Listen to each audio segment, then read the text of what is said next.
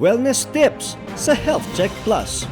Katawan, kagandahan, kagalingan, ating alagaan. Dito lang yan sa Wellness tips sa Health Check Plus. Nagbabalik ang Health Check Plus. Ang pagdadalaga at pagbibinata o adolescent period ay kritikal na bahagi ng buhay ng isang kabataan kasama na ang physical and psychological development. Ayon sa isang pag-aaral noong 2020, problems and issues with the skin sa age group na ito ay very common. Nagdudulot ito hindi lamang ng physical na problems, kundi pati psychological burden na maaaring umabot sa pagkakaroon ng mataas na rates ng anxiety at depression para sa ating mga kabataan.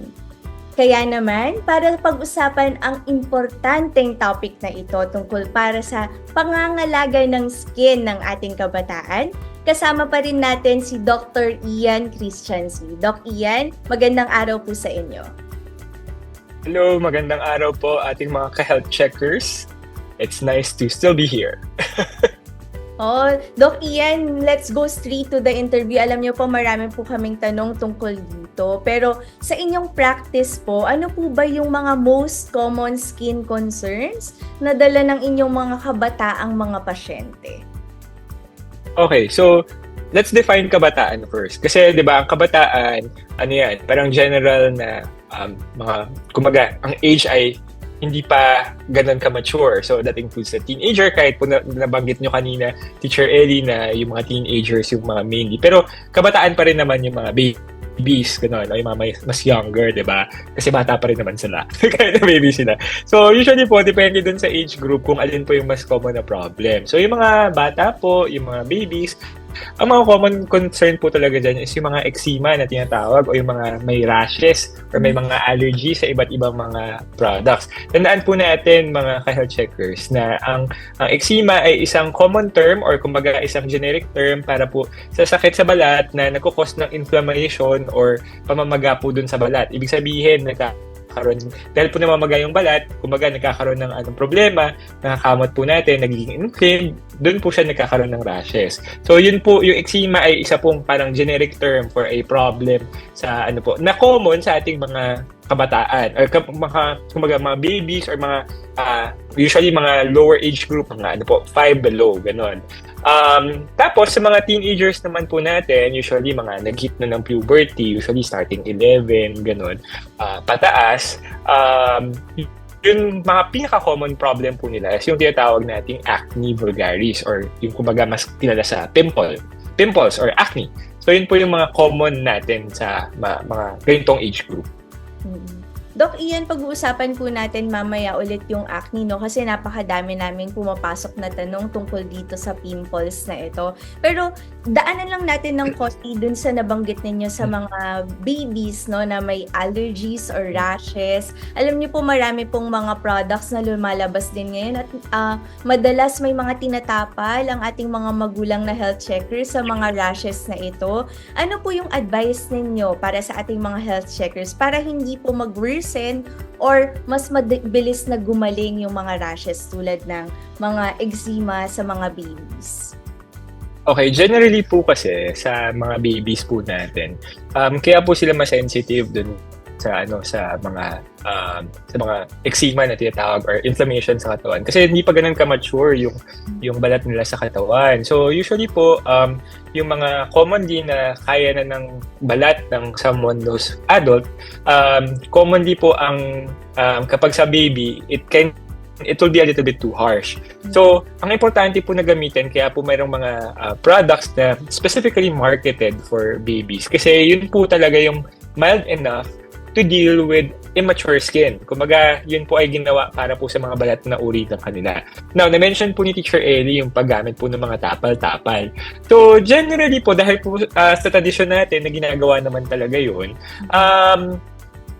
kumbaga, hindi ko po sasabihin na masama na magtapal, pero kung meron pong tsansa na ipakita na lang po sa mga sa mga doktor o sa mga health professional, yung mga ganong uri po ng mga kondisyon, it would be better. Kasi po minsan, baka po yung ginagamit po ninyong pangtapal, sabihin po natin, dahon po ng bayabas, ganon.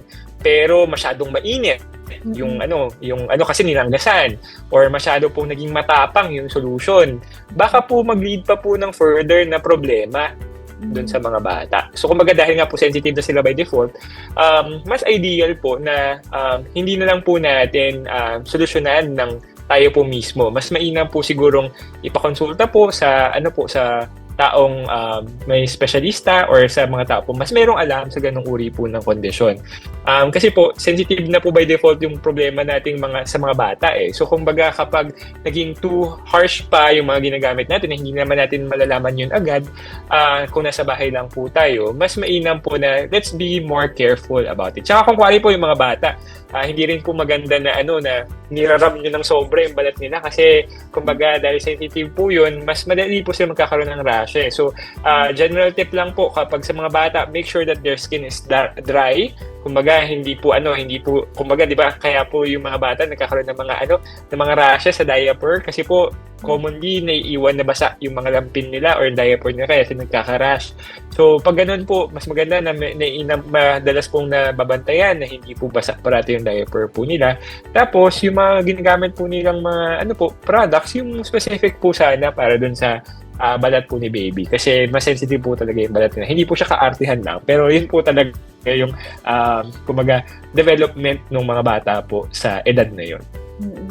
Napag-aralan po pala tong mga produktong ito, no, Doc Ian, na para sa milder at mas sensitive na skin ng ating mga babies.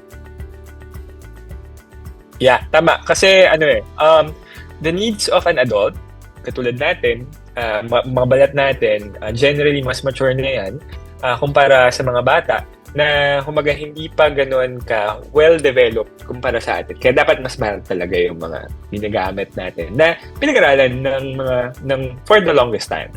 So, kumbaga, kaya babalik tayo sa dati kong sinabi na kung kuwari pipili tayo ng mga produkto, yun yung mga produkto na alam mo na nasa market for quite a while and kumbaga done or binibenta ng isang reputable na kumpanya na kumbaga hindi lang siya fly-by-night na nanggaling lang somewhere na hindi natin alam. Ayun. So, narinig po natin, no, mga health checkers, kailangan maging wais sa pagpili ng mga produkto para sa ating mga kabataan, lalong-lalo na sa mga sensitive skin ng ating mga babies. Doc Ian, puntahan naman natin dun sa pangalawang nabanggit ninyong common problem ng ating mga kabataan, no, sa kanilang mga skin, yung pimples. Ano po ba yung sanhi nito? Ano po ba yung usual cause? At pwede po ba itong maiwasan sa ating mga kabataan? Okay, so pimple, acne. So acne, yan? Isa talaga sa mga common problem ng mga nasa age group na yan. Actually, meron rin ibang mga adults that have that problem. So if you're going to be technical about it, 4 yung main na cause ng acne. So yun ay hyperproliferation, ibig sabihin yung pagbabara ng mga pores. Pangalawa, infection caused about by Cutibacterium acne. Pangalawa, inflammation. And pang-4, hormones na pwedeng magdulot ng oiliness. So, para lang di kayo malito, so ang 4 na yon is yung pagbabara ng pores, inflammation, infection, at sebum production or hormone effect sa katawan natin. So, yun yung mga main. Yun yung mga main causes ng acne. Now, if you're going to tell me na kung pwede ba siyang maiwasan, the general answer to that is yes. But kung magkakaroon ka ng acne, huwag mong masyadong sisihin yung sarili mo. Kasi meron talaga mga tao na yung 4 na yon present to everything. So, hindi kasalanan na magkaroon ka ng pimple. Pero, merong solusyon para dyan. Doc Ian, alam nyo, isa sa mga solusyon na usual na ginagawa ng mga health checkers natin, ako guilty din ako dito yung tinitiris, yung pimple. Ano po ba yung advice ninyo sa amin tungkol po dito? Okay, so I think naman, generally, ang ating mga health checkers somehow know na dapat hindi tinitiris yung pimple. So, my role here is to tell you or reaffirm to you na dapat nga talagang hindi mo tinitiris. At ang reason for that, i-explain ko para maintindihan po natin mga health checkers. Kasi, di ba, ang pimple or ang acne ay, ano yan kumbaga, isipin mo, sa loob ng pimple, meron niyang pagbabara. Kaya siya lumaki, di ba? Tapos sa loob nun, may infection, tapos may inflammation, meron yung nana, minsan pa masyadong malaki. Tapos, sobrang oil nun sa loob. Now, kapag tiniris mo yung pimple mo, di ba, gusto mo kasi para lumabas yung oil. Diba? Pag tinwist mo siya, para lumabas siya, mawala, diba? The problem with pagtitiris ng pimple is hindi naman, hindi lahat ng tao ay trained enough or may ginagamit enough na tools to make sure that the excretion or yung paglabas ng laman ng pimple ay tama. Kasi minsan kapag tiniris natin, kung ito yung pimple, 'di ba? Tapos ito yung lower portion ng balat mo, 'di ba? Tapos ito yung labas. Kasi gusto natin pag pinisil natin, lalabas siya dito. Kung daliri natin yung gagamitin natin, pag pinisil mo 'yan, pipisil mo ganyan, ganun, 'di ba? So hindi lahat ang force mo is either palabas or pababa. Ang gusto natin ay mailabas natin yung malabas natin yung laman ng pimple mo. Pero dahil hindi naman alam lahat ng tao na ang tamang pag-press or tamang paraan ng paglabas ng pimple ay mailabas mo siya. Some of the inflammation, some of the discharge would instead na lalabas sila, minsan mas malalim pa. So pag mas lumalim siya, edi mas lalo siyang namamaga, lalong nagsistay dun sa loob yung bacteria, yung discharge. So instead na gumagaling siya, edi mas lalo siyang lumalala. And kapag nangyari yon, mas lalong magkakaroon ka ng chance na magkaroon ka na tinatawag na scarring or yung pagbabako ng mukha kapag gumaling na siya. Diba? So, the reason why I'm telling this to our health checkers, kasi para maintindihan ninyo na yung pag-advise na wag kalikutin or tirisin yung pimple ninyo, ay may dahilan na scientific background yun. Para mas lalo nilang gawin. Mas lalo nilang hindi gawin. Kumbaga. Guilty ako dyan, Doc Ian Pero nabanggit ninyo, medyo nagka-hope po ako kasi nabanggit po ninyo na generally ang ating mga acne ay pwedeng maiwasan. Pwede niyo po bang i-share sa ating mga health checkers ano po ba yung mga ways para maiwasan po itong pagkakaroon ng pimples? Okay. So, yung general ways of pag-address sa pimple would be kung targetin natin yung mga primary causes nung pimple. So, ano ba yung binanggit ko kanina?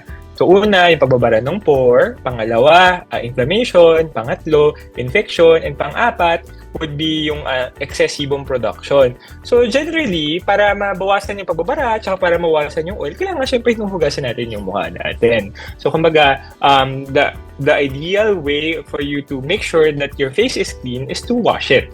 At ang pagwawash, tandaan na hindi siya kailangang kinakaskas mo talaga yung mukha mo. It can be just gentle washing using a gentle soap na specific para sa type ng skin mo.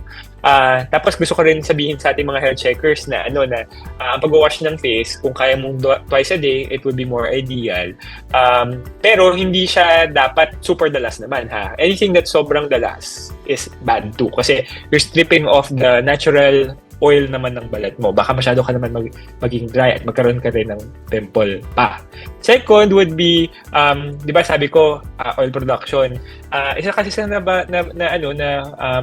pinag-aaralan is one of the causes of oil production is kumbaga doon sa kinakain rin natin. Some studies say na the oil production and the inflammation portion of acne vulgaris or yung pimple natin is contributed by pagkain ng mga food na high glycemic. Ano ba yung high glycemic? Yung mga matataas sa sugar. Tandaan, ang high glycemic ay not necessarily matamis lang ha. So it includes carbohydrates or bread. Hindi ko sinasabi hindi kayo kumain ng bread or ng rice, okay? Pero they contribute based sa studies sa pagkakaroon ng pimple. So, yun yung mga ways para ma-address or kumbaga mabawasan yung chances na yun. And syempre, very important, sleep. Very important na natutulog tayo kasi when we're puyat or hindi tayo nakapag-rest enough, yung hormone regulation natin, yung binanggit ko kanina, di ba? Na pag yung sa hormone natin ay nagkakaroon ng problema, it can contribute dun sa pag-develop mo ng pimple. Kaya pwede ka rin magkaroon ng pimple in the process. So, kaya importante na natutulog or kumbaga you get sufficient rest. So, yun yung mga ways para maiwasan yung pimple.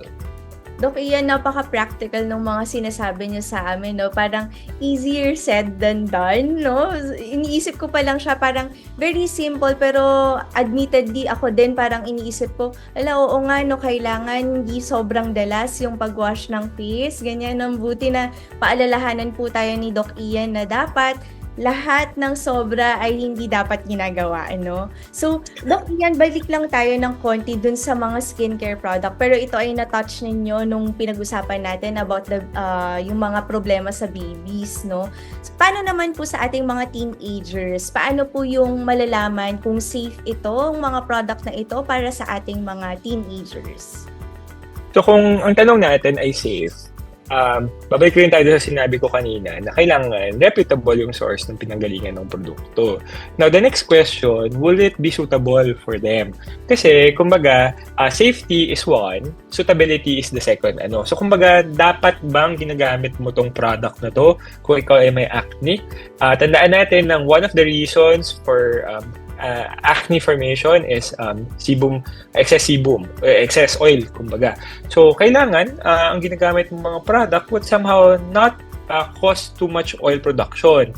So, kaya importante na yung mga ginagamit mong product, specifically, di ba, nabanggit ko kanina na importante na may moisturizer ka. Kapag oily prone ka, you have to choose a moisturizer na non-oil based or kumbaga light enough para sa balat mo.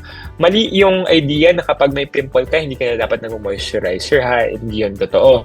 Kasi lahat tayo, kailangan natin ng moisture sa katawan kasi iba ang moisture coming from, na kailangan ng cells natin from the oil per se. But oil contributes sa moisture as well. Pero kumbaga, kapag ikaw ay acne-prone na skin, mas sensitive ka lang sa mga products that can produce more oil dahil oil ka na by default.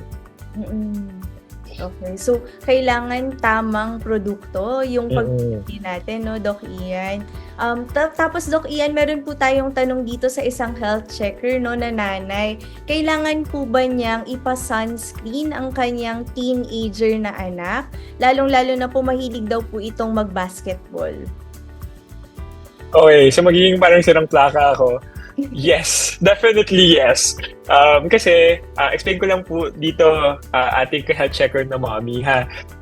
Importante po kasi na when kapag ikaw po ay merong pimple, diba? Ang isang mga after pong gumaling ng pimple, nagkakaroon po kasi yan ng trauma dun sa balat. Yung trauma po sa balat natin, kahit po nawala na yung pimple, nagkakaroon po yan ng tinatawag na formation ng pigmentation or yung kulay, kumbaga. So, kumbaga, kapag nagkaroon po ng kulay, yung area po na yun, kapag hindi po tayo nagsa-sunscreen, chances na mag-resolve po na mas mabilis yung kulay na yun would be much less. So, kumbaga, tulad po ng binanggit ko earlier, na when we're dealing with anything, it's better to prevent something to get worse rather than address something na malala na, diba? So, kung mapipigilan po natin na maging mas malala yung pangingitim nung area na nagkaroon po ng pimple through sun protection or sunscreen, edi much better po. Kung less po yung chances natin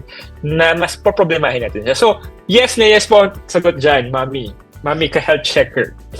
Okay. So, ganun din po ba kadami, Doc Ian? Or may mga special tips po ba kayo para sa ating mga teenager? May mga kakaiba bang dapat natandaan sa paglagay ng sunscreen o pareho din po dun sa advice natin kanina? Alright. Generally, yung amount or yung volume ng sunscreen na ginagamit is the same for teenagers. Mm-hmm. Ang kailangan lang hanapin ng ating mga health checker is yung applicable for mga acne-prone individuals. Kasi ang ating sunscreen, meron niyang iba't ibang uri. Meron yung tinatawag na physical sunscreen, meron rin yung chemical type, or meron rin yung parang hybrid. Ibig sabihin, may physical component siya, tapos meron din chemical component na depende sa pangangailangan or sa compatibility ng balat mo kung ano yung gagamitin. And for that, kumbaga specific per individual yung pagpili nun. Basta ang pinaka-importante, lalo na sa ating mga teenager, di ba common yung mga teenager natin, lalaro yan sa labas, basketball and all those stuff. You still use the same amount, pero it's more ideal, lalo na kung wala na basketball ka, pero pawisan ka, na magre-reapply ka after nung time na yun. Kasi, tandaan natin, ang sunscreen, dahil nga, kumaga, pinahid mo yan, may cream yan. Kapag pinawisan ka, pinunasan mo yung ulo mo, di nawala, or natanggal na yung parang protection mo from that particular area. So, you have to reapply again. Kasi, yun yung reason. Kumbaga, hindi siya necessarily kasi na-absorb na ng balat mo. But rather, some of them are absorbed, some of them falls off from your sweat. So, kumbaga, that's why bumababa ng sun protection mo as the day goes by or as the time becomes later dahil nga it's affected by absorption and sweating. Yun po pala yun, no? Pero maganda na napaalala natin sa ating mga nanay at tatay na health checkers, no? Na kailangan meron ding sunscreen ng ating mga teenagers. Yan. Doc Ian, yung susunod kong tanong, medyo touchy subject ito, no? Kasi marami sa ating mga health checkers na kabataan ay napapansin nila mayroon silang body odor. Ano po ba yung advice natin para sa ating mga kabataan at magulang na rin na nakikinig at nanonood ngayon para sa kanilang mga anak na merong mga body odor? Okay. So, ang pagkakaroon ng body odor ay, kumbaga, I know a lot of people will be sensitive about it. But, always remember na kapag ikaw ay may body odor, hindi naman necessarily kasalanan mo yon. Kumbaga, itong pagkakaroon ng body odor is a result by a reaction of your body sa sweat na nako-form ng katawan. Kumbaga, hindi naman ikaw yung nagpo-produce ng body odor per se, but rather yung sweat na pinoproduce ng katawan mo, particularly dun sa areas ng kilikili, singit, na kumbaga meron kasi kakaibang uri ng sweat glands dun sa area na yon na produce ng type ng pawis na medyo mas milky, medyo mas sticky, at yung mga uri ng pawis na yun yung nagiging dahilan kung bakit yung mga bacteria na nakikita sa katawan natin would love to be there. So the bacteria's interaction with the sweat that are formed on those areas, yun yung nagiging dahilan kung bakit sila nagkakaroon ng sweat. So, kaya ko in-explain to kasi para maintindihan ng ating mga ka-health checkers na hindi mo kasalanan. I mean, hindi dahil may body odor ka, kasalanan mo na.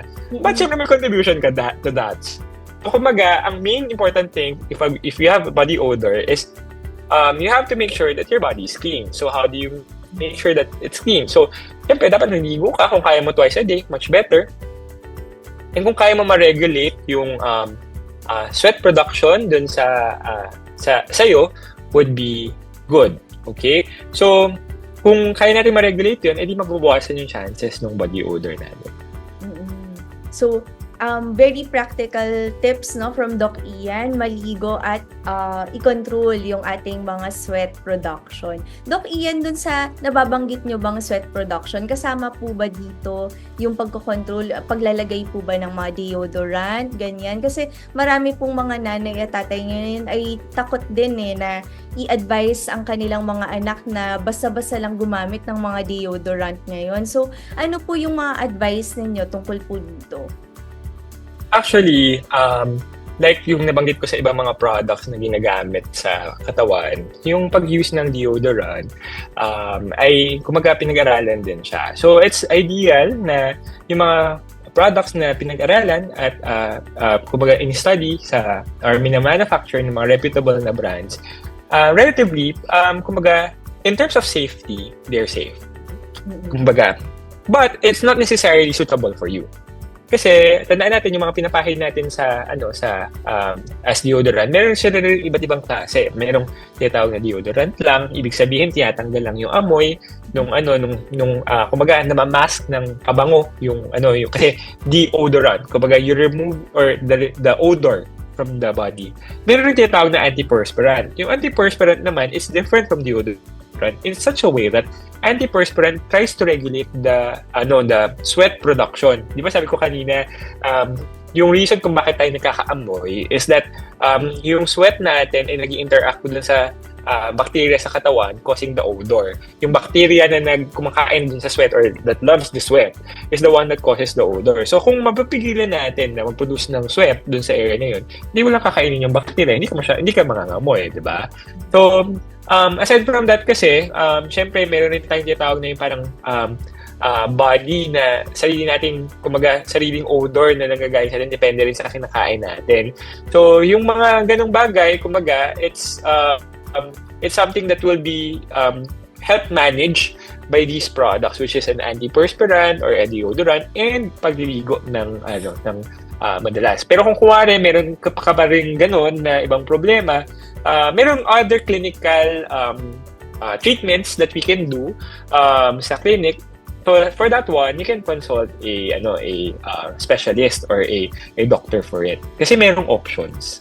Kung hindi pa gumagana sa iyo yung yung pagligo at paggamit ng deodorant or antiperspirant.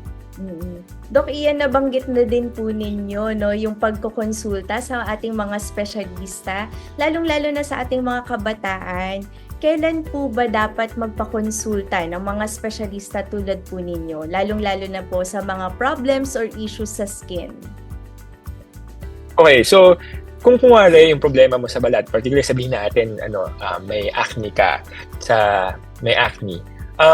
Kung ang a-advisean ko ay yung mga magulang, for the first sign of acne of your children, it would be much better to seek consult na. Hindi yung pagiging OA, but ang idea doon is that kapag konti pa lang kasi yung acne ng ating mga anak, the chances of it being controlled will be much higher. Kasi isipin mo, sinisimulan na natin i-address agad yung problema bago siya dumami para alam na rin ng mga anak natin kung paano siya i-address or kumaga nabibuilding habit nila kung paano i-address or pangangalagaan yung katawan natin. Kasi, syempre, pag bata naman tayo, hindi naman natin alam kung paano maglinis ng sarili natin or ng mukha natin. Especially, kapag dating natin ng puberty, kahit sabihin natin tinuro naman silang maliguan ng bata, pero syempre, wala namang mga pimple ng bata pa sila.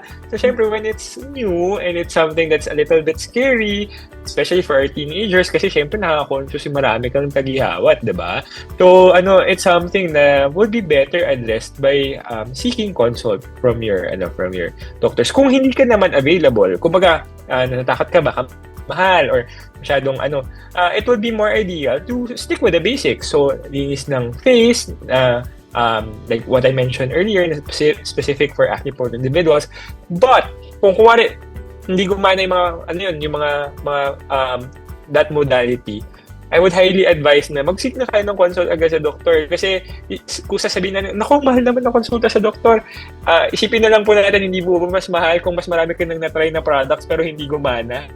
Kaysa nagkonsulta ka na agad sa doktor. Di-address na natin agad po yung problema. Saka kumbaga, meron naman pong mga available na mga doktor sa ating mga gobyerno, pang-gobyernong ospital or pang-gobyernong institutions that can help people who doesn't have the budget for para sa konsultasyon. Pero ang importante po kasi magtanong po tayo dun sa mga nag-aral or nalubhasa para po sa ganung uri ng kondisyon. So bago po natin isara ang ating panayam, Doc Ian, napakadami nating napag-usapan ngayon, lalong-lalo na para sa ating mga kabataan, sa kanilang mga skin. Ano po ang inyong maipapayo, lalong-lalo na sa ating mga health checkers na gustong magpakonsulta sa inyo? Saan po ba kayo pwedeng puntahan? Pakalat-kalat lang naman ako sa BGC.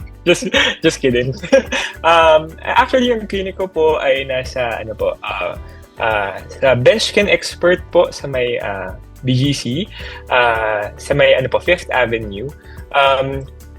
Kami po ay open every day. Except ako po ay wala doon ng Tuesday. So, ang clinic schedule ko po ay from 1 o'clock to 7 o'clock po. So, if you would want to consult with us, we'll be glad to see you po.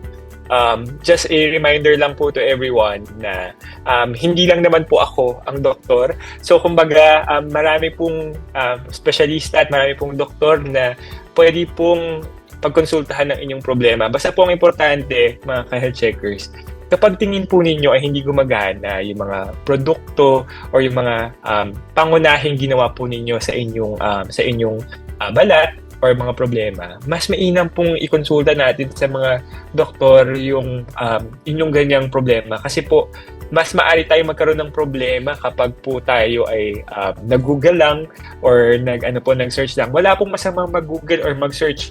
Pero sa sobrang dami po kasing nakikita natin sa Google or sa internet, hindi po necessarily applicable po yun sa inyo lahat.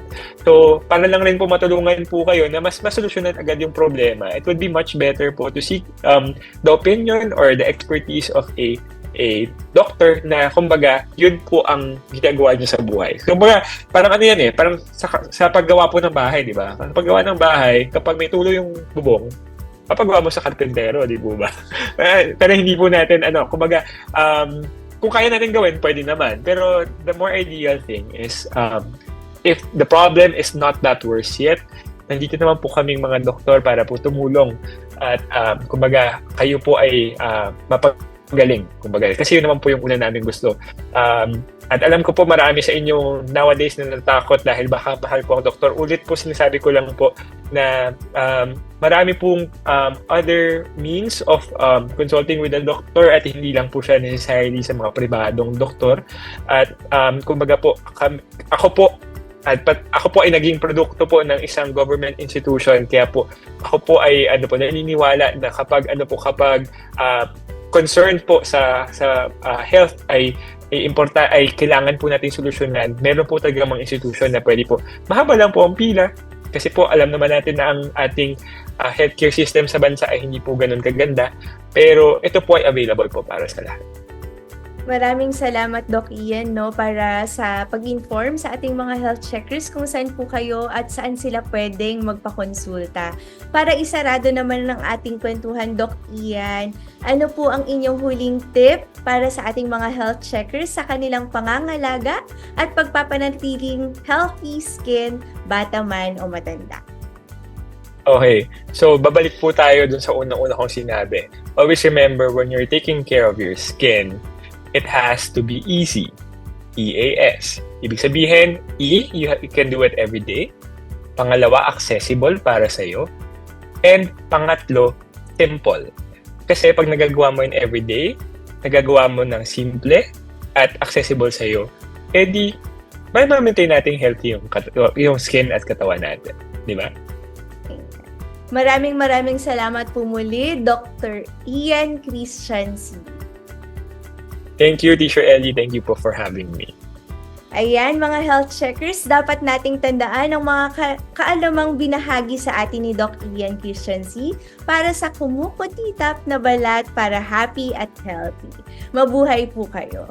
Ako po si Teacher Ellie Campos Banayat, dito sa programang pinagkakatiwalaan ng mga eksperto, ang Health Check Plus. Tandaan, ating pangalagaan ang ating kalusugan sapagkat ang kalusugan ay ating kayamanan. At huwag kalimutan batiin araw-araw ang ating minamahal. Be kind, be safe, and stay healthy. Be a health checker. Wellness tips sa Health Check Plus. Katawan, kagandahan, kagalingan, ating alagaan. Dito lang yan sa Wellness tips sa Health Check Plus. Mga health checkers, 10,000 na po tayo sa YouTube at Facebook. Pagtulungan po natin abutin ang 15,000 sa pagtatapos ng 2024. Maaari ninyong balik-balikang panoorin ng ating mga episodes sa Health Check Plus YouTube channel or iscan ang QR code na makikita ninyo sa inyong mga screen. Mag-comment, mag-like, mag-subscribe, at i-click ang notification bell para laging updated sa ating mga features. Be a health checker!